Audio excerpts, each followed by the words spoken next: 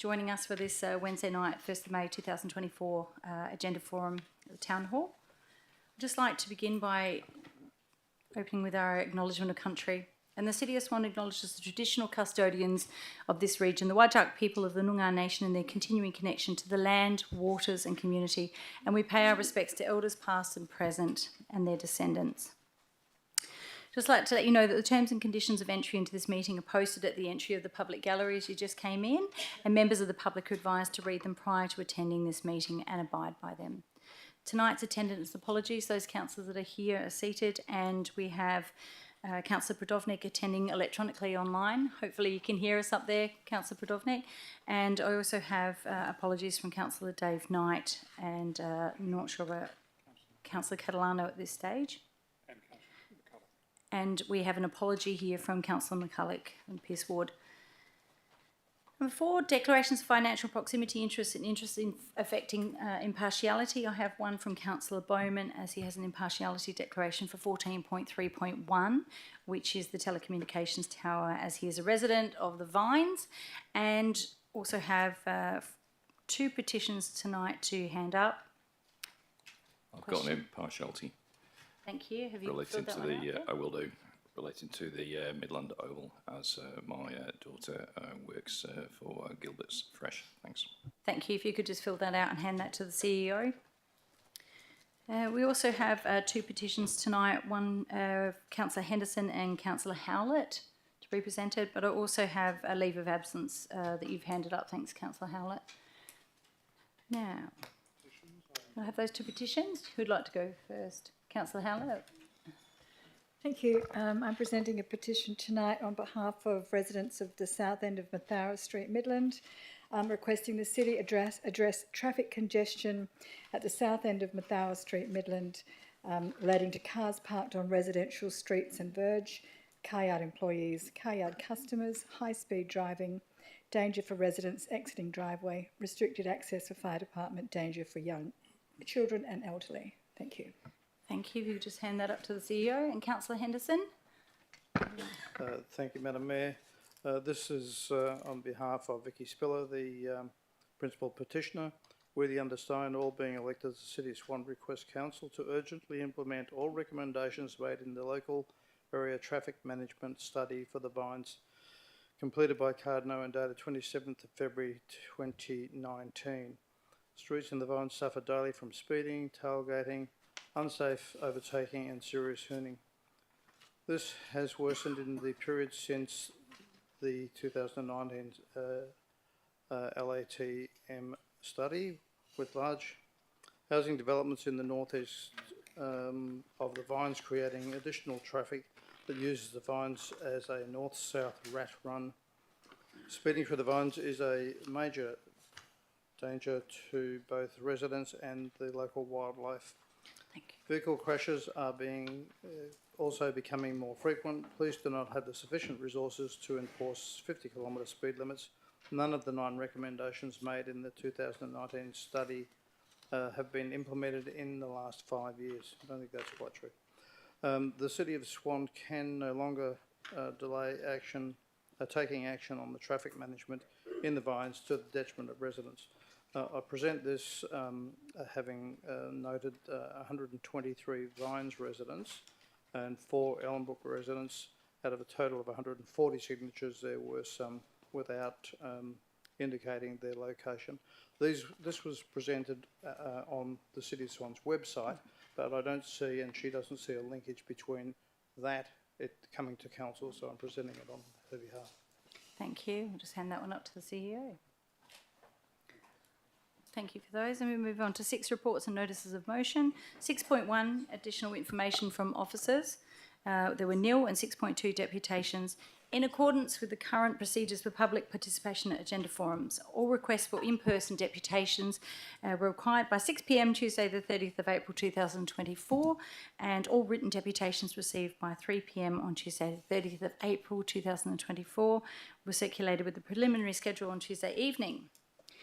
So all questions will be directed to staff in 6.3, and we have 14.3.1, consideration of submissions, amendment number 191 to local planning scheme, number 17, to insert telecommunications infrastructure as an additional use on lot 1003 Vidello Drive in the Vines, LPS 17-191.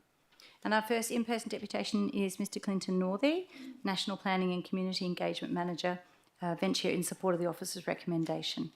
Thank you, Mr. Northey, if you're here. You have 3 minutes.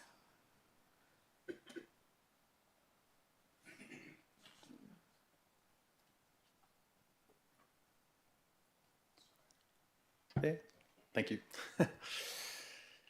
On behalf of our client Indara and Optus, I thank you, Council, for allowing me the opportunity to provide a deputation in favour of the amendment to the planning scheme proposal tonight. My name is Clinton Northey, the Planning Manager at Ventia. The planning assessment, as noted within the agenda, is comprehensive in detail and adequately covers the relevant planning policies and issues raised by submitters following notification. Optus has a long history of trying to acquire a site at the Vines. The planning scheme currently prohibits telecommunication uses in the special use zone that applies to the land. We as the applicant seek to have this prohibition lifted. By amending the planning scheme, Council would be allowed to consider a DA for a telecommunications facility at a future time on its merits. The current application does not seek consent for a specific tower proposal, nor has the design of the future facility been confirmed. We have, however, proposed to limit the area for any future telecommunications facility to be within the maintenance yard of the golf course, within an area of 16 metres by 20. The proposed amendment is consistent with State Planning Policy 5.2 relating to telecommunications infrastructure. Planning Policy 5.2 explicitly states that telecommunications infrastructure should not be designated as a use not permitted by the scheme in any zone in any zoning table. In line with the state planning policy, we seek permissibility within the special use zone itself. Whilst Indara and Optus acknowledge there are community concerns about visual amenity, it is expected that these issues would be a matter for a future development application when a design has been formally presented to Council. The current application seeks only the ability to lodge an application. Objections on visual and amenity impact are premature when a final design has not been formally presented for assessment. Notwithstanding this, we also note that as essential infrastructure, telco facilities are commonplace in urban and rural communities. The Vines is a difficult area to service because there is no existing infrastructure suitable for co-location, and the area has been developed predominantly for residential purposes.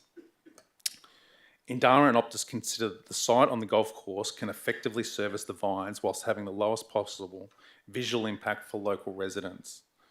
Community feedback on visual impact is noted and would form part of the design response for any future proposal, obviously provided the amendments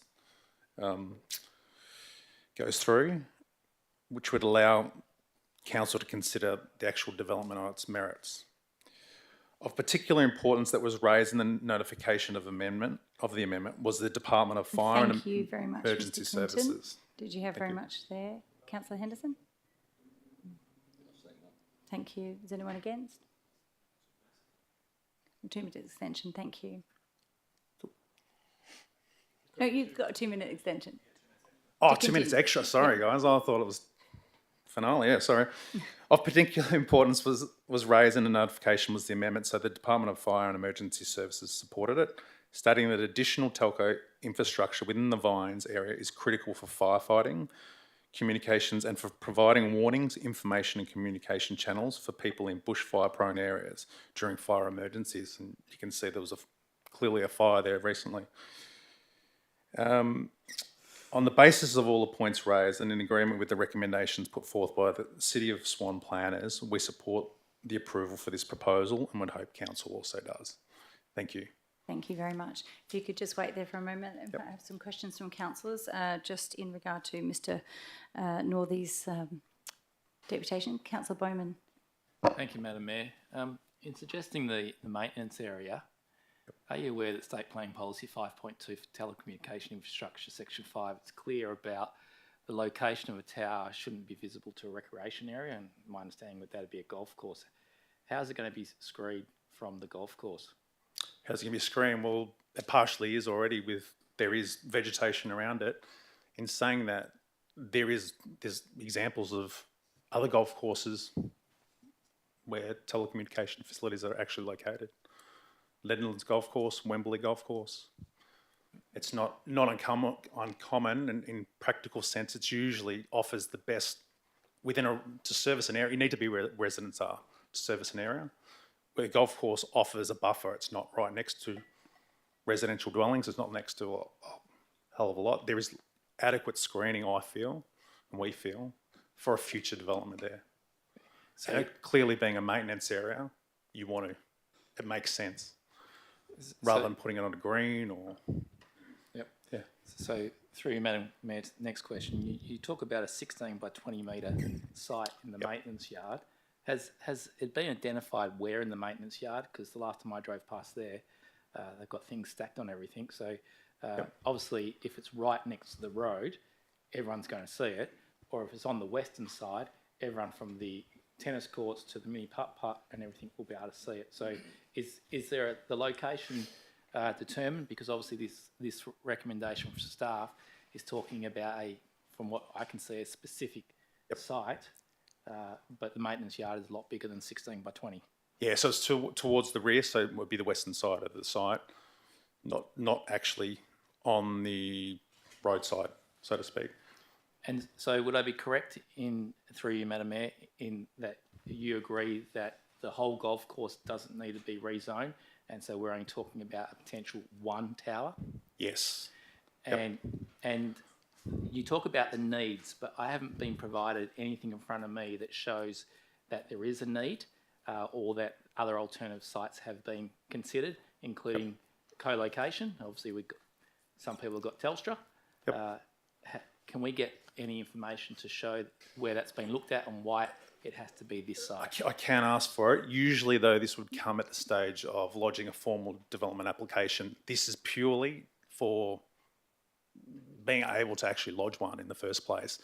Here, we're limiting it so that one of the concerns that was raised was that if it applies to the whole site, we could put it anywhere, which clearly we're not going to. You're not going to put it on a green because you have to get it, obviously, consent from the landowner.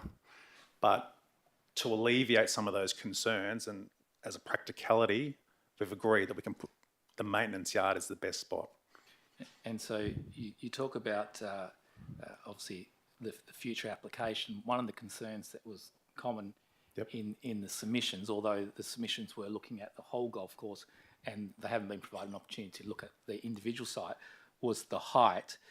If council was to agree with the officer's recommendation, and if there was somehow a thing put in there that limits it to 15 metres in height, because I see that's probably what's been proposed, whereas it could be 31 metres in height, would you be okay with that? It's a speculation, but I think we'd be looking more along at 30 to provide adequate coverage. If the lower it is, obviously, clearly you're not going to get the coverage that's needed for the large footprint of the area. So that adds Did you to... have a further question? Although, Please, in saying that, I'm no RF radio frequency expert, so I'm probably not. I'm not qualified to actually speak about that. And through you, Madam Mayor, that probably flows into my next question. If that's the location that it's been decided is the best location, would I be correct in that it's been mapping done at what the coverage would be, and that would show at what height the tower is? Because obviously you've just said a lower tower, not as much coverage. So surely we would have, you guys, Optus, would have indicative figures of what that height will need to be in that location, since we're now pinpointing it or potentially pinpointing it to a specific location as opposed to the whole golf course. Yeah, there was. Councillor Bowman, if you could just keep it to a specific question. Thank you. Sorry. Look, back when the initial amendment was lodged with council, there was some mapping provided. I did see that. which showed, I think it was 35 metres, if I recall, might have been 40. So there was clearly a coverage hole around the vines. It was very clear. But that is historical and it's going back a long time. So it may have changed, depending on technology, because obviously 5G is being deployed around the area as well. So some of the footprint may have changed, but we could probably provide that. At a later date, usually it'd be provided though with a development application, not an amendment itself, where all we're doing is really seeking to actually physically be able to lodge a development application. Thank you very much. Councillor Hallett, did you have a question? Thank you. I'm just curious why you wouldn't be seeking the amendment at the same time as the development application. I just don't know why you're doing this in 2 stages. Yeah, good question. I don't know. Well, I think it's realistically, it has been initiated by. We initially went to the minister. The minister's actually initiated this last one.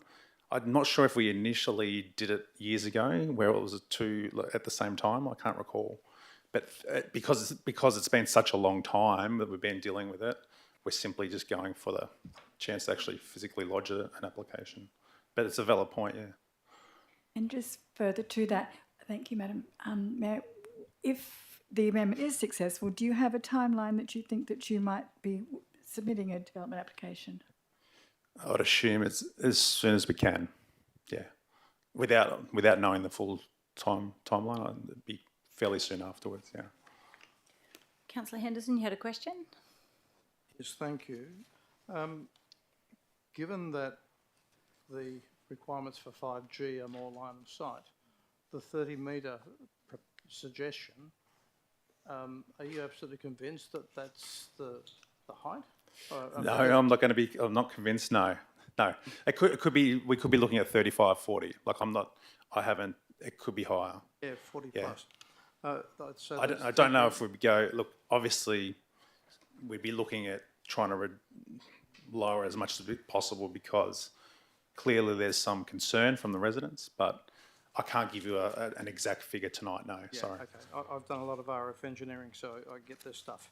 Yep. The site shown on page 115 of our agenda shows where the site would be positioned, and that appears to me as though it's to the southern side of a L-shaped bunch of trees. Are you across where it is exactly?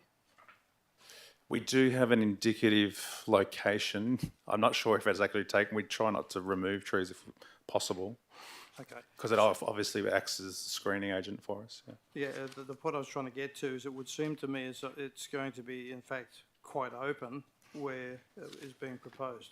So I wanted to be clear about it. It does say proposed zoning on this page, and it does show a position. I just want to be sure if that's fixed or if you have some latitude that you want to work with. A good question, actually. The reason why it is 16 by 20, it's a little bit larger than what we generally propose. However, in this instance, in case there is things that, such as trees or cabling or anything, we may need to shift it. The likely footprint will be somewhat smaller. It'd be probably more 10 by 12, slightly Yeah, sure. smaller, yeah. No, I understand that. There's just some flexibility, yeah. Would you have any objection to advertising and going to the whole rural vines community, because the map shows that some of it's not going to receive advertising?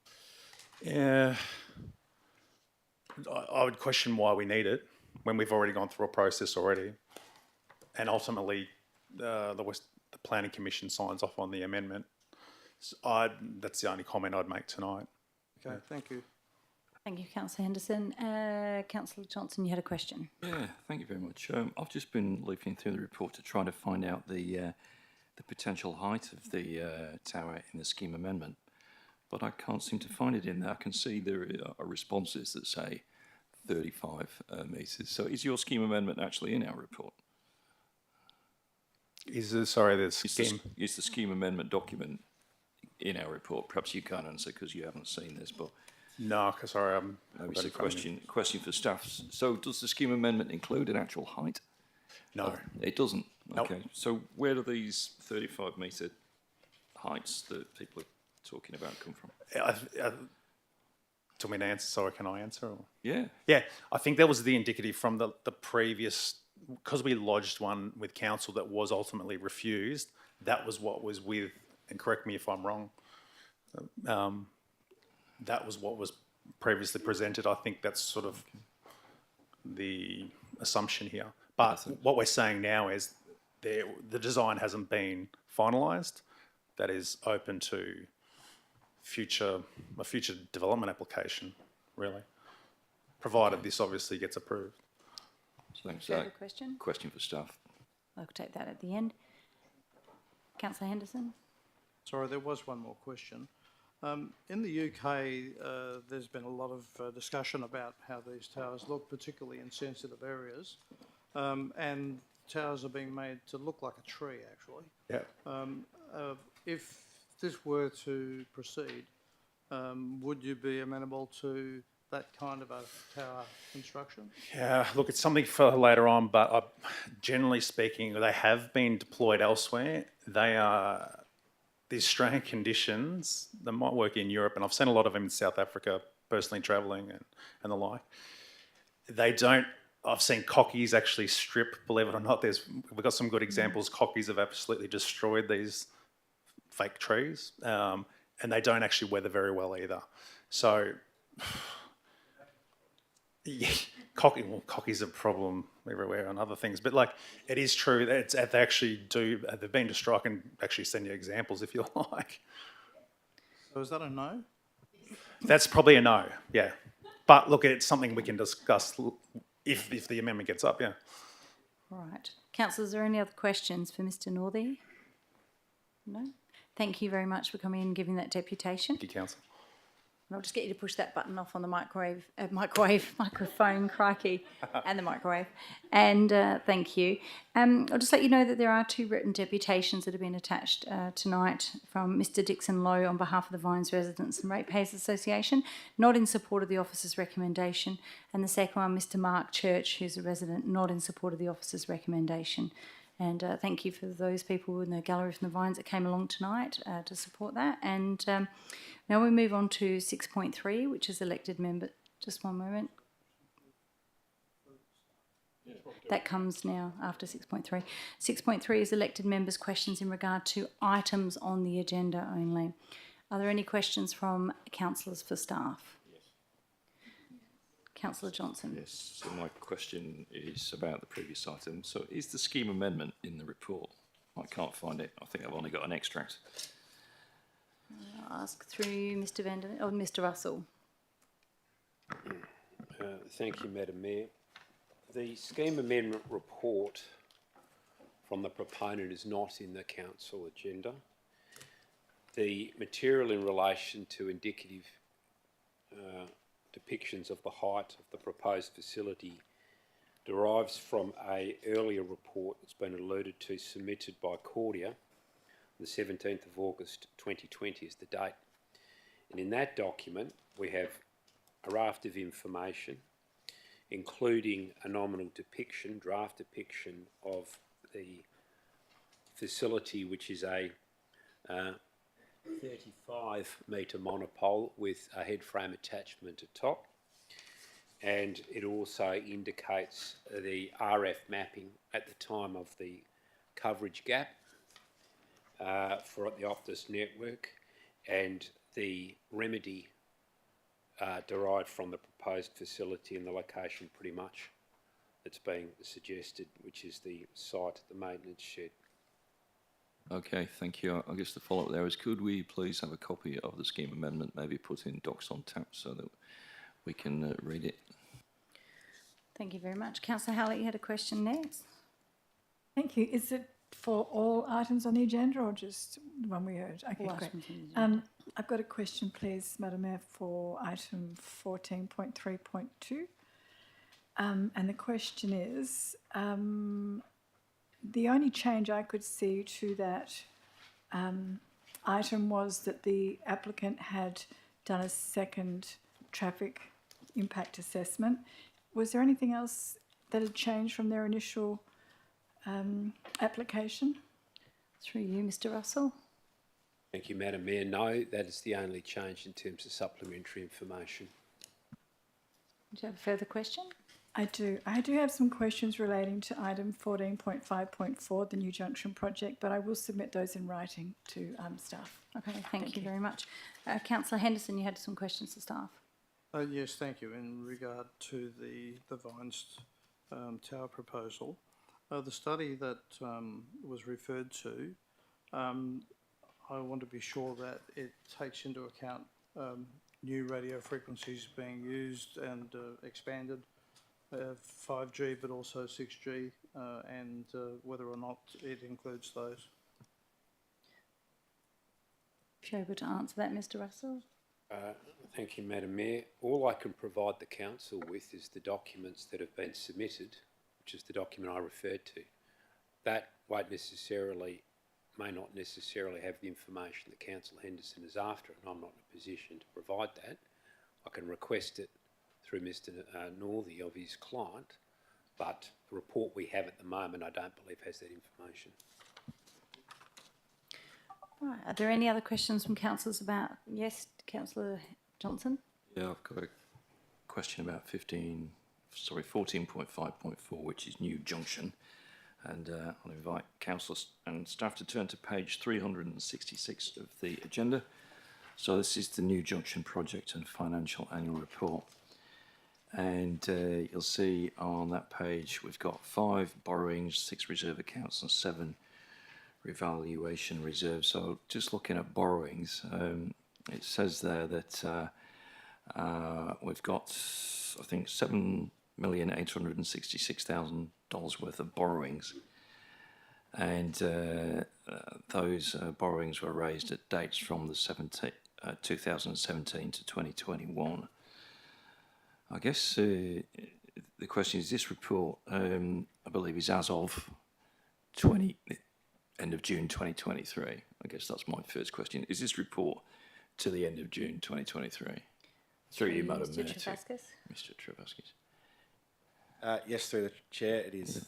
Okay, so I guess at one of the workshops we were told there were no borrowings associated with the Midland Oval or the New Junction project. So what's the situation? Are there no borrowings, or are there borrowing? Have these all been paid off, or? Through the chair, no, that these borrowings were reported, the same borrowings reported in the report that went to council earlier this year as well. So we still have loans then? Yes, that's outstanding. Okay, so I guess that's our question. Is I do remember being told, I guess the CEO was ultimately responsible, that we did not have any borrowing at all associated with the New Junction project. Thank you. Do you have a further question? No, that's it. Councillor, just who you, yeah, Mr CEO. Thank you, and just to confirm, the question that was asked at the meeting related to land transactions. So we have not borrowed any additional funding for the purchase of land that's required for the New Junction. But you would note there those other transactions made from 2007 to 2021 relate to infrastructure developed in the public domain. Thank you very much. I guess the answer is we do have borrowings do you have a associated. question That as is the well, question. Deputy Do we have borrowings associated with the New Junction project? Through you, Mr Travaskis. Yes. Yes, as per the report. Thank you. Now, did I see Councillor Henderson? No, Councillor Bowman, you had a question? Thank you, Madam Mayor. Madam Mayor, my question is regarding 15.1, and I'm happy for staff to take this on notice if required. What's the budget, the total budget we have for citizenship ceremonies this year? And with the doubling of the numbers, what is the proposed budget for our 24-25 year? Obviously, because it's twice the cost. And my third question is, with the increase in citizenships, is there the ability to ask the government to actually help in funding the cost of those, and or is there still the ability to say to the government, actually, we're flat out, you start doing some, which happened in the last boom 15 years ago? Through you, Mr CEO, we can start with one part. Mr Belbin, are you aware of the citizenship budget? Okay, so we'll take that question on notice. In terms of your other 2 questions. Second question, it will depend. So, for instance, the cost of conducting the larger events at Mandoon is slightly cheaper than the cost of conducting it in the town hall. If you have to conduct, for the number of persons coming through the event in the town hall, then you'd need to double the budget, because we can't handle that number that night in 2 events. Thirdly, the federal government doesn't fund this. They provide the function, the power for the citizenship to be undertaken through the city, conducted by the presiding officer. However, it's not A funded, so it's not a case of simply going back and say, you take this responsibility on. It is typically seen as a civic event, an opportunity to welcome new residents to the district as well, and on that basis, the council funds these activities. Are there any further questions to staff on any of these items on the agenda? Councillor Miles? Thank you, Madam Mayor. I have a question about 12.3, which is about Paradise Keys. Could I ask, maybe through the CEO, if that's better, or Leon, that motion was put at the last meeting and didn't get heard at that time. I believe that now the Paradise Keys sites are on the market currently. Could staff explain the efficacy of the motion if it was passed at the next OCM? Thank you, Mr. CEO. Thank you, and Councillor Miles. Councillor Knight has already contacted us because the substance of the motion is one which has already been put into effect by staff. Councillor Knight indicated he would like to withdraw the motion. The only way that can occur is for him not to move it at the council meeting, but the effect of the motion is something that's already in action now by staff. I had a question from you, Councillor Johnson. Yeah, thank you. Yeah, my question again is about 15.1 citizenship ceremonies.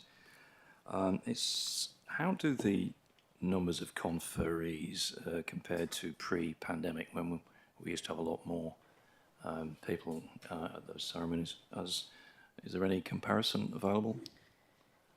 I'll ask through the CEO. Are you happy to take that one, Mr. Burton?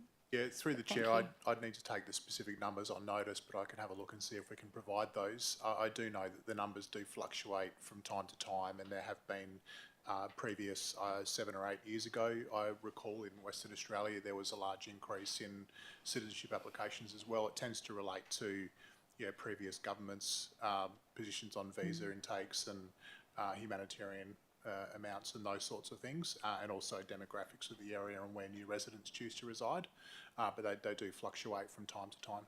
And can we get some specific numbers about pre-pandemic citizenship ceremonies and what the capacity was? I'll do my best to find that information and provide it to council. And then next question is, in the report on page 369, it says a standard citizenship ceremony held at the Midland Town Hall, blah, blah, blah. It says up to 80 conferees, their family and friends, approximately 160 attendees plus staff at each event. Now, if you look on the City of Swan website, if you're looking to hire the Town Hall, it says its capacity is 291 or 180 in a cabaret setting. So I guess the first question is, I don't know what a cabaret setting is, so could you explain that, Mr. CEO? Sitting at a table with drinks. Thank you. These questions need to go to Mr. Beltman, as I'm not running a cabaret event. Well, a cabaret, well, put it through you, Mr. Beltman. I'll take that on notice. I'll provide a bit more information about the setup for the citizenship ceremonies and why that's relevant to the room sizes, and that might help council. Did you have a further question? Oh, on yeah, that item? so then the next question is, where in the report does it give the capacity of Mandoon?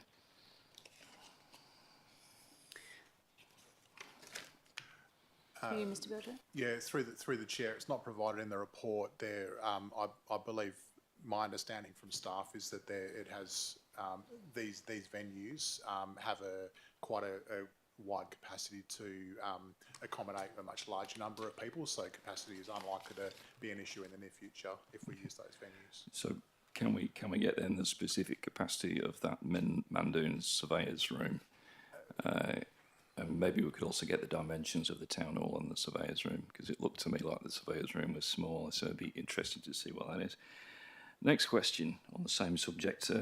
In preparing the report, the staff say that it will help the city, this is on page 370, it will help the city to build goodwill with key businesses in the Swan Valley and the wider Swan Valley community, which is the city's premier tourism precinct. And 5, promoting tourism in the Swan Valley with our newest Australians by introducing them to some of the city's wonderful venues. So I guess the question is that compatible with the Australian Citizenship Ceremonies Code, which I've got here? So I think we need to take that one on notice. And that's the end of my questions. Thank you. And, Councillor Bowman? Sorry, Madam Mayor, just one more question on that 15.1. Catering costs that Councillor Johnson mentioned just then. The catering costs currently for the caterers in the Midland Town Hall, are they a City of Swan business? Happy for that to be taken on notice. Thank you very much. Councillor Hallett, you had a question. Thank you, and it is on 15.1. It relates to page 370. So we have obviously another citizenship ceremony booked for next Tuesday evening. I'm wondering, or per month, it says one at Tuesday evening a month at a premium venue in the Swan Valley. This is a comparison. I'm just wondering, do we have, where is our next citizenship? Do we have any more bookings for the Swan Valley venues? And if so, are they all at Mandoon, or do we have other selection criteria being addressed for other venues? The next one is at the Midland Town Hall. June has been booked for Mandoon, and further from that, I haven't got a schedule yet for that unless the CEO is aware of the next bookings. And we can ask staff to see if we can forecast where it's going to be. But that will also depend on what happens with the meeting next Wednesday night and the outcome there as well. Okay. Another question on, one more question. If we're focusing just on the Swan Valley locations, if this were to, if we're going to continue with this, would it not be reasonable to consider other locations as well, such as Guildford, Ballajura, Janebrook, etc.? Through you, Mr. CEO. Thank you, and yes, we've already done that, which is why we'd chosen this particular venue based on cost, location, accessibility, parking. It presented the best value for money for us. We are exploring a number of other venues across the Swan Valley for this year's leadership function, but that is a separate event. Are there any other questions to staff on any of the agenda items tonight? Oh, I have a quick question through you, Mr. Beltran. I'm just wondering if you can confirm if the Australian Citizenship Ceremonies Code is a guide or a mandate? The Citizenships Code it's designed as a plain English guide to how to apply the legislation. So we're required to follow the legislation, and that's articulated through the code. So parts of that will use terms like must, for example, and that's a legislator requirement. And then other parts of the guide might use some softer language, and that's where it's providing flexibility to invite additional people and the like. And do we actually have a policy or a mandate for the City of Swan in terms of our location for where we hold these citizenship ceremonies? We have the policy that's referred to in the notice of motion. Separate to that, there are some requirements in the Citizenship Act where there is a small number of locations that you can't hold a citizenship ceremony, and they're not applicable to this motion. Okay, thank you. So last call, are there any other questions to staff from councillors for any of the items on the agenda tonight? If not, Councillor Henderson? Just one thing. Could I ask the CEO, in respect of the public advertising for the radio tower proposal in the Vines, is it possible for us to expand that to include all of the residents? Because there's a whole lot miss out because of the 300-metre delineation. Are we able to expand that? So through the Chair, we can take that on notice. I think we'll need planning advice as to whether, firstly, it's a requirement under the Planning and Development Act, and if it's not, whether we have the power to be able to prescribe a larger area. So we'll take that on notice and respond to you. Well, thank you very much for those questions. Thank you to staff and councillors and those in the gallery tonight. And we'll close that meeting at 6:39. And please have a safe trip home in that wet weather.